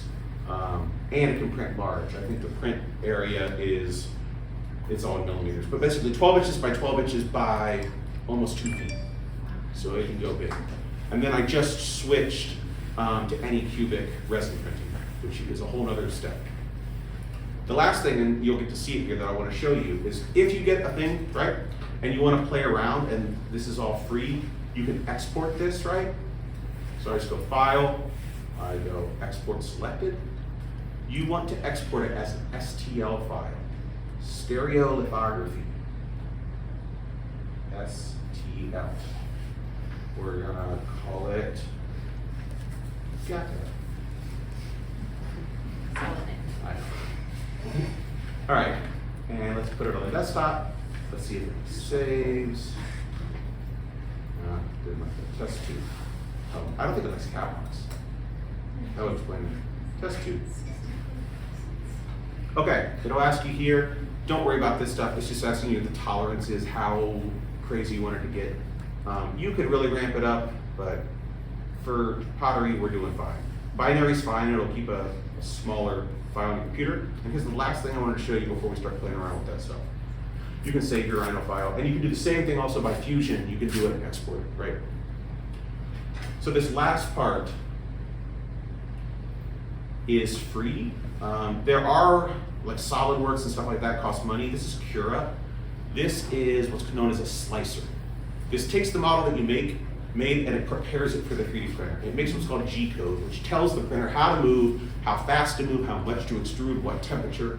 And you guys can play with all of that if you really want to go down the rabbit hole. Normally standard is just about fine. I think the only thing that I'm going to change for my printer is you have 2 different temperatures. The temperature at which the nozzle squirts out the plastic, right? I do that at 210, a little hotter than it recommends. And my build plate is at 45 degrees. These are in Celsius, mind you, it's all from overseas.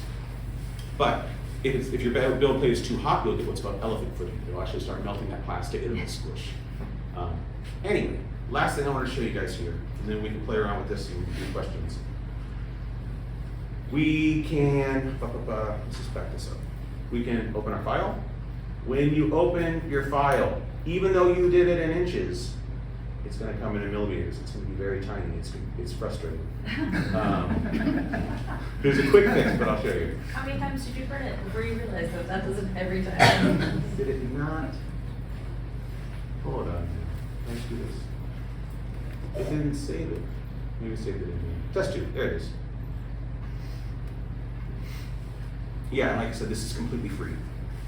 So this is going to just go ahead and because it knows it's going to open that file up in Cura, ready for my printer. Look at this little guy. Look at him. Because he's 4 millimeters tall, not 4 inches. If you want to change it, you have your axis here, you have your scale here. It's uniform scaling. I want to say it's 2450 inches to millimeters. So if I times this 100 by 2,450, that will give me inches. All right. I know. It's a little tiny. But this shows you exactly what the printer is going to do. And it takes a little bit of playing around. If you're going to try a printer and try this, the best recommendations I can say, if this is a great printer, make sure your bed is level. That's your number one. Because all of this works off of assuming that the bed is level. These have levelers. This also, the one I have, has self-leveling, so it uses a light and self-levels. It still needs a little bit of manual here and there if I move it. Level and the temperatures, right? Those are the two. But it'll show you if I slice this, it'll make the G code for the printer. And depending on your computer processing, sometimes like that's relatively quick for slicing every little move that this needs to make over 8 hours and 50 minutes, right? So I put it on at night, it prints overnight, I come and pop it off in the morning. But it shows you here, if we preview it, and I'm going to go backwards. I'm going to back this all the way up to the beginning. We're going to zoom in here. So if I start here, it shows that the printer is going to start by purging the nozzle 3 times around, and then it's going to start. Zoom a little bit more so you can see. It's going to start on the perimeter of the pot. It's going to infill the bottom, right, all the way, and then it's going to start building up the walls with an infill. Now this is standard 20% infill. You can get away with less, but I'd recommend, which will save you time and money, right? The infill is this cross-hatching. The less infill, the larger the infill, which means the less time, the less PLA you have to use. Yeah. Right? But,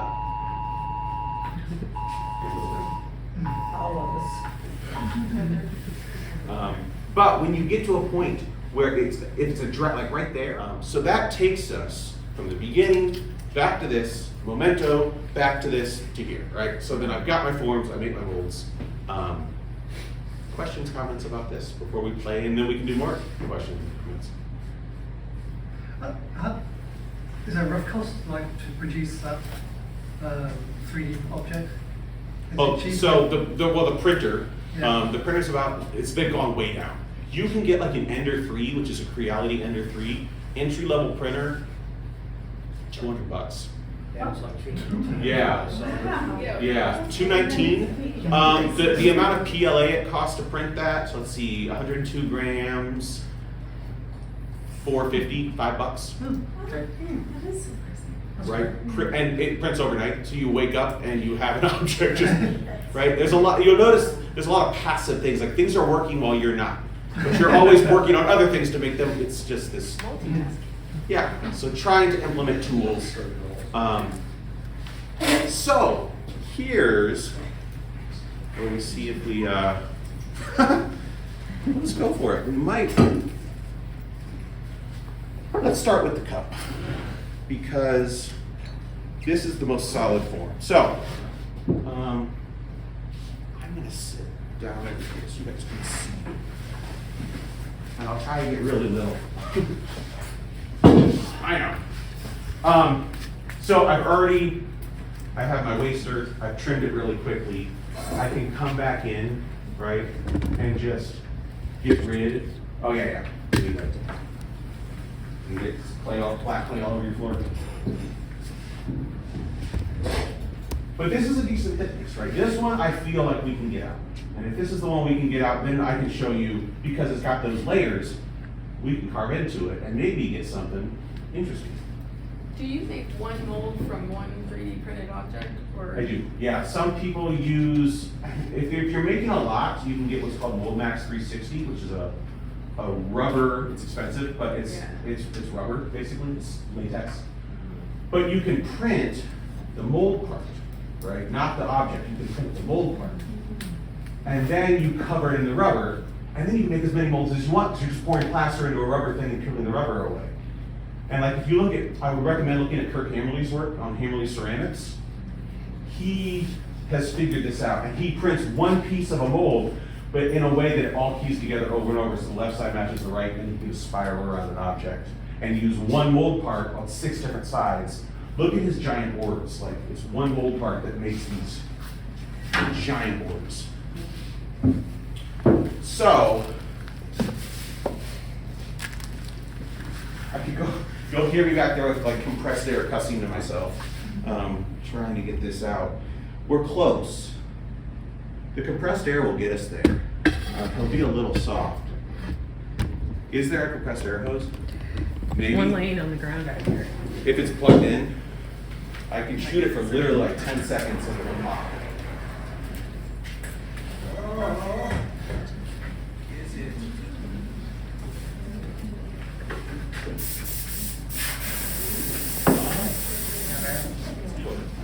Okay. It's not high pressure, but I think we can get it. Give me 30 seconds and we'll see. I'm just going to hit compressed air around this seat and see if I can release it. If not, we're going to cut it out. While he's doing that, GACA doesn't have a December meeting because people are busy. And I have a Christmas party at my studio, and I invite all the GACA people to the Christmas party, and I have invitations that I'll pass around.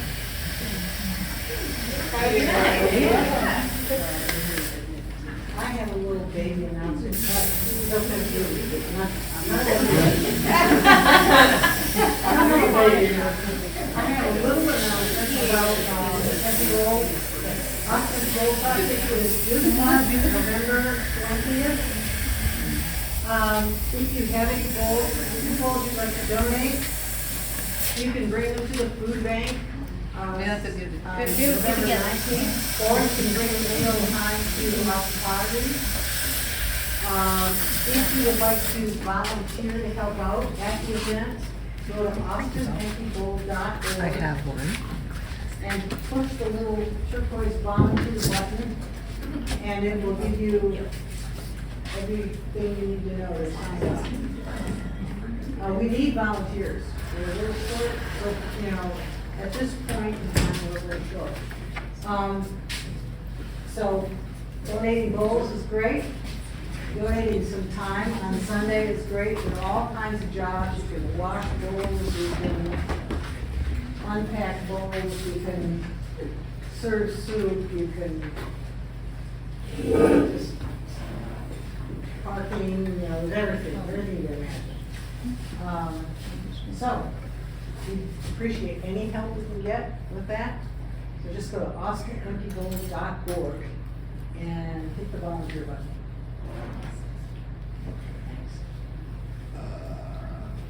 All right, I think I got an edge. I can get air in there now.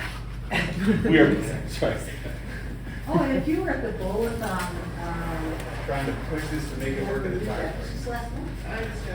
Or was it? No. September. Yeah, two, that's right. These are some of the bowls that you want to get, and I pulled some from the kiln shed. I got to come back with some boxes. But this is the licorice glaze, the black glaze, this is the cereal. This is the slate glaze. That is not, that is from, where did she go? Yes, there. She's donating that to the whole project anyway. If you're curious about some of the goals. Is this what bone is supposed to look like? Actually, I'll change the thick version. When you finish on thick, you get kind of creamy. Okay, But, okay. yeah, I mean, it's darker than you would expect. I was thinking it was gonna be. Creamier. On the paper, yeah. Yeah, Yeah. okay. So, we said, woohoo! Yeah, you guys have to remember, this was a gift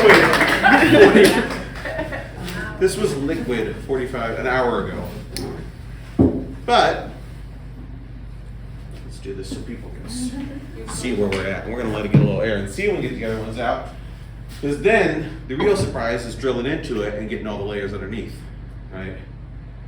But we got some fun marbling, right? But if we can let it set, you know, what I can do now, let's just stick with this one because I don't think I'm getting the other ones out.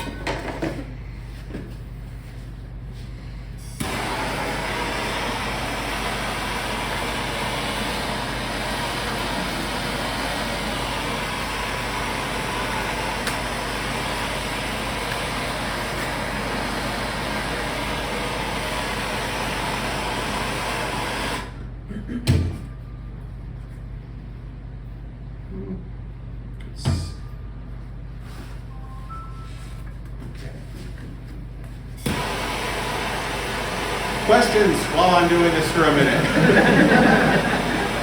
How did you learn how to do the modeling and YouTube. And printing stuff? YouTube has every tutorial for free on Rhino.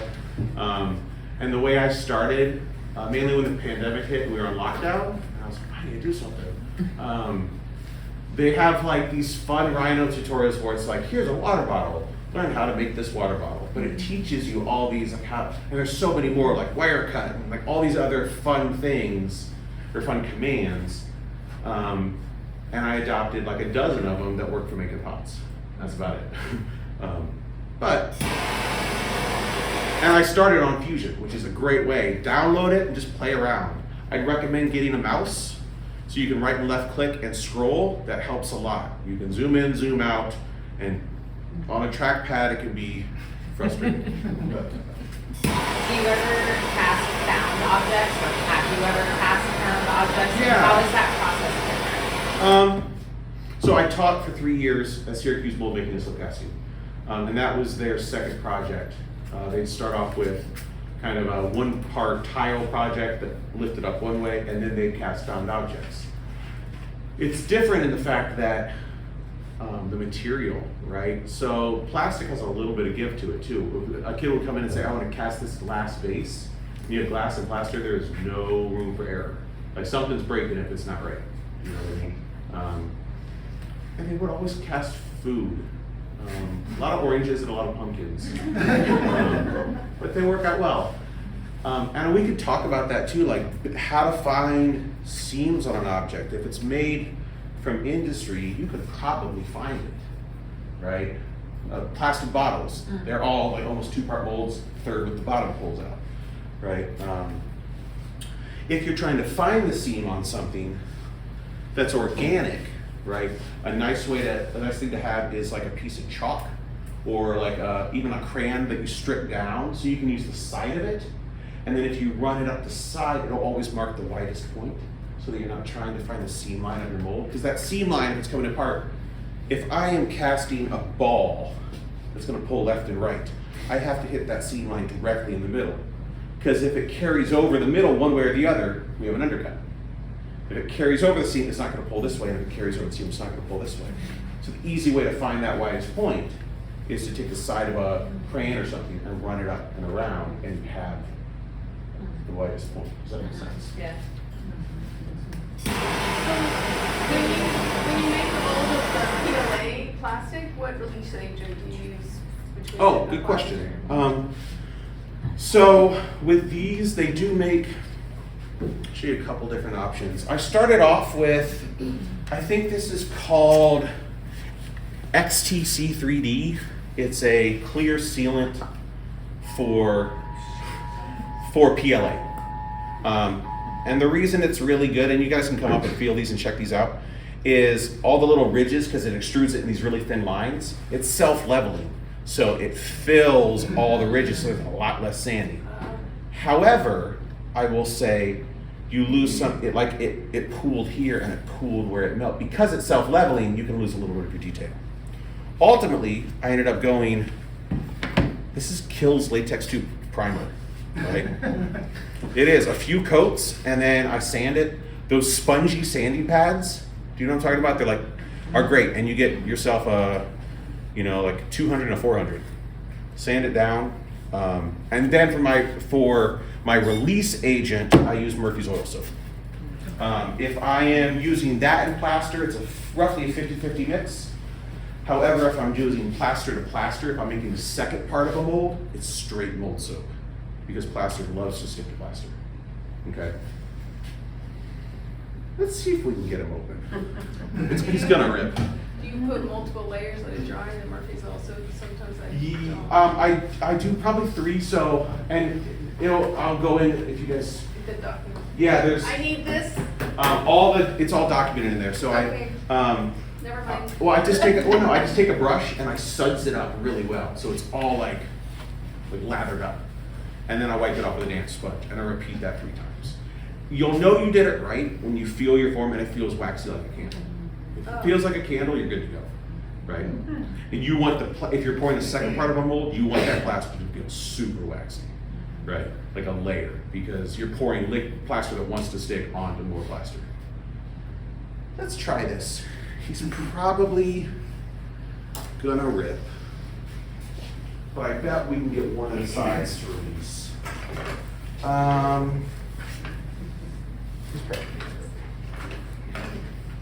That's what I'm looking for. I have noticed we have this inside joke with all of us like slipcasters that we all have like what we call the knife, and it's like the one that we've used forever that is like our trimming knife. And there was a post the other day with like a few of us on Instagram, and we all have like the same old crappy knife for trimming, and they start to wear away. Do you use a knife blade to cut it around? So if I'm cutting into the mold, I love this guy. He's plastic because I don't damage my plaster. That's what I was wondering about. If this one, I know that the way I pour this, I just need to separate this a little bit. I might need more compressed air. Because this is thinner. And basically, I'm just making a quick, ooh, he's thinner than I thought. I'm making a quick channel that in theory, I can get some air in between him and the plaster, and he should just pop. But I'll tell you, I know how soft the slip is right now. But if I can use the compressed air for 30 more seconds, we'll see if we can get this guy open. It's the only way I know to push this. I'm so glad there's we would just be staring at failed pots if we didn't have it. I bought a compressor for my studio, and it is a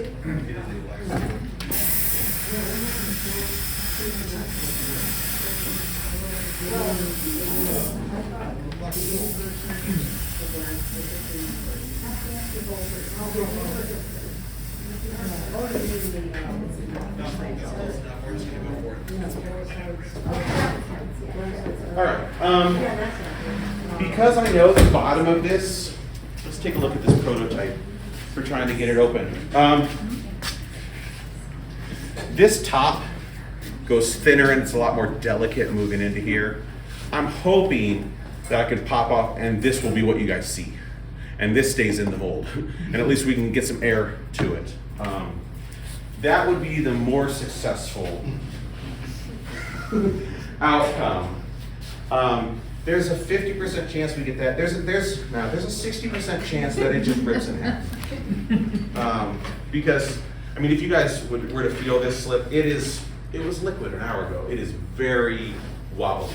Also, slip is what's called thixotropic. I've set this up, but if I were to show you guys, like you can take some slip out of a mold and wiggle it, and straight up the entire thing will go back into liquid. It's a really weird phenomenon in ceramics, and I've had it happen sometimes, and it's like I would cast something solid, and then you shake it enough, and it goes right back to liquid. It's wild. So a wood rib is really nice. So just crack the seam.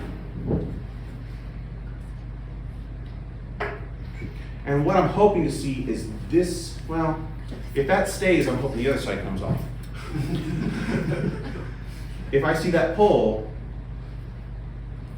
no, I didn't pull, I think we just ripped it in half. It is what it is. We're running out of time.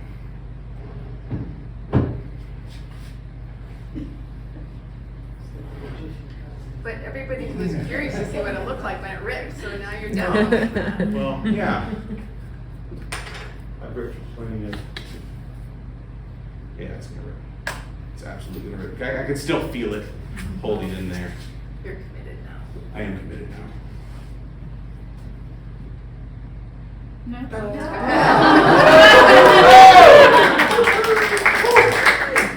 It might have ripped a little bit though. I can feel it hanging on. This is called speed mold making. I know it's 2 hours, but this is the fastest you can make molds. That'll be the last one to come out because we just did some stuff. What is your percentage of your success or failure? If I have time, good. You know, if I've got like, you know, an afternoon to do this. But as far as like, I've always said this, like you guys know in ceramics, you have to do 100 things right to get a piece out of the kiln, right? If you do one wrong, if you didn't measure something, or you didn't test your new clay body, or you downfired to, I mean, you used the wrong kiln, like you're done. So I think, I used to say, if I'm getting like 30% gems out of the kiln, I'm doing something really well, right? And sometimes I get more, sometimes I get less, but I'm more excited about those moments where I get something out of the kiln, like that's a jumping off point. When I finally see a glaze that was only on a 1-inch test tile and it's stretched out over a base over a new clay body, right? Or it was downfired enough and these crystals are growing, or you know, that's what I get jazzed up about. So this stuff here, let's go ahead and quickly, I didn't bring a shirt for him, but we'll just use the knife. I might leave him. We'll trim the top later. That can, you know, when he's set up. What I was hoping to show you guys is those layers that we made. We're about out of time, aren't we? Well, this is like the end. So, and fire away questions while I'm doing this, because it may work. So we did the marbled effect, and then I think we did black, white, black. So we didn't get a ton of layers, but they should all be thick enough. Let's start with like maybe just kind of take this guy and spin him and get like some circles. So let's get a nice marbled effect. I'm going to start right in the center, and I'm just going to spin this guy.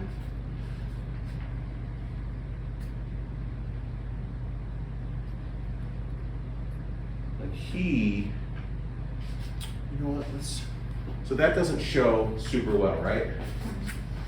I like it to be a little more set up. Let's try this.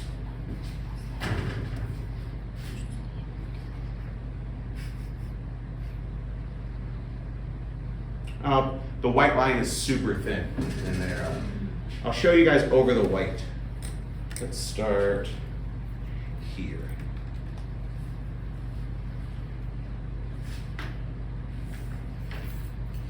But you can see that one's black underneath, right? And you can see how you could start playing around with some really fun combos, right?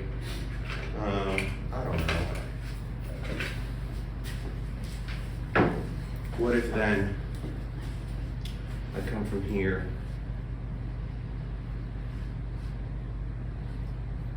right? You can get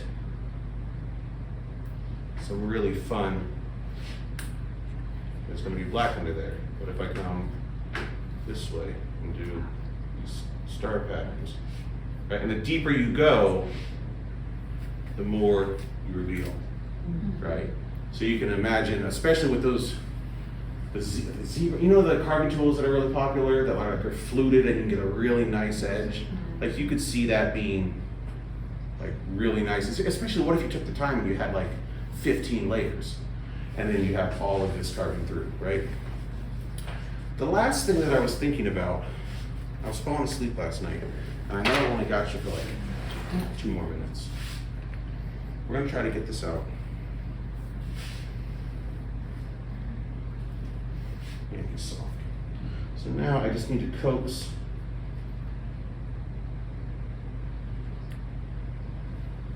Would there be any benefit to doing a 3-part mold, so your base and then the top 2 being bookended? Oh yeah, absolutely. When he's set up the leather hard, he pops right out. Like he's flexing. He's gonna be a little worked, but I think we'll get him. I hope we'll get him. No, he did rip, guys. He's moving in. Yeah, but you can see Oh, that seam. I knew I felt like some rippage. Well, this is how soft the clay is that I'm working with right now. This is why we give it, let's go for it. But you can see also like how it casted, right? So if we go, so we get it. Right. That's, what do we do? Half hour, 40 minutes? Right? But what we didn't do is let it sit in there for like an extra hour. Any risk to leaving it in overnight? Depends on the mold. If the mold has crazy, like let's say it has a big foot ring That one was. and it wants to shrink, that foot ring's gonna crack because the whole thing comes in a big platter. On something like this or simple forms, especially one-piece molds like this, if it's not gonna catch as it shrinks, you only run the risk of maybe getting too dry to work with. But it shows, I mean, I guess we can learn a lot from this. It picks up really great resolution, right? Slip casting will give you every detail, even on a broken thing. But if we're comparing, like, to the point that, like, if you come over and, like, see these lines, right, you can see the lines from the printer still. So, told you some things would probably fail. I'm okay with it. Lastly, I've got some business cards for you guys. I've got some finished work I can show you. So what do you And then do we- with this thing? You just throw it away? I'll reclaim it. How do you? Oh, so with slip too, I'll let him get completely bone dry in my black slip container of black slip failures. And I'll dry him out completely. I'll slake him down in water until he became Can you just add like, water in sleep? huh? Can you add water in sleep? Because I thought there's no water in sleep. Oh, no, there's, yeah. So this ratio is for dry ingredients, I want to say, let's call it 100 pounds. In 100 pounds of slip, it's probably 65 pounds dry ingredients, 35 pounds water. And then on this, I think I make this with, I use a combination of Darvan 7 and sodium silicate, which are deflocculants, which keep particles in suspension. And you can turn it, sometimes like, if it's like this, I'll keep it into like a little clay ball. And that way if I run into problems or want to make like a handle, right? This is super plastic, by the way, because of the Darvan. Like, I can keep working it and it'll like stretch. But if I want to make something hand-built, it now will shrink the same as my slip. So I can keep this bagged up and make a little handle. It does crack easily because it's slip that's now it doesn't want to be clay. Like, I'm liquid, why am I out here? But if you keep working it, those cracks, it's the weirdest thing. Like, it will turn into clay. But then if you work it again, it'll crack, and then sometimes it'll turn back into liquid. It's very wild stuff. Because it was that. Right. So I made a mess, but some fun stuff. That's what I got for you guys. So how do you use the Darvan 7 and the sodium silicate? Like how do I add them? So just, do you use them both for the same purpose? Yeah, I used to only use Darvan 7. And I just tested different, they're both deflocculants. They're basically, it's like mince bar and custard, right? They're both feldspars. One's a sodium, one's a potassium. You can use them for different temperatures. They give you different qualities, but they're both feldspars, right? Same with those are both deflocculants. They both do the same things in slightly different ways, but they're very similar. But you use them both at the same time? I like to use, I mostly Darvan 7. I think it's like 90% Darvan 7. I found that when I was just using Darvan, it settled out a little bit on me. I had like a pudding at the bottom of my slip. And when I was just using sodium silicate, it has soluble solutions. So it tended to thin out my slip too quickly and casted longer. And by finding a combination of the two, I got the quick casting and no pudding. Also, I noticed when I was using the Darvan 7, speaking of pudding, I got like a pudding skin on the top of my castings. So if they'd stay for so long, everyone's seen the pudding skin like on the top of it. That's what would happen. And I would spray it with water and then shake it and let it turn back into liquid. And it was a whole thing. And I was using like 0.01% of barium, which gets rid of the skinning and is not bad for you at like those levels. But by adjusting my defloctants, I also got rid of it. Yeah. Questions, comments, concerns? What are the ratios of Darvan 7 and sodium silicate that you use? Postum.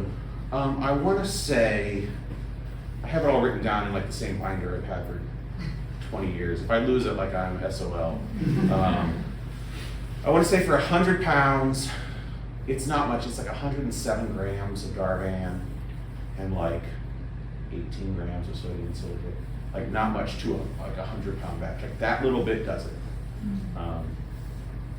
You can also defloct it with Epsom salts. I don't know if you guys knew that, but it's a really good thing for your glaze labs. If you find that your glazes are settling, like we're talking like 0.01%, like a tablespoon to a 5-gallon bucket will defloct. Normally deflocculate your glazes and they won't settle, and you won't get drips either. It'll be really nice. Other comments? Thanks, guys.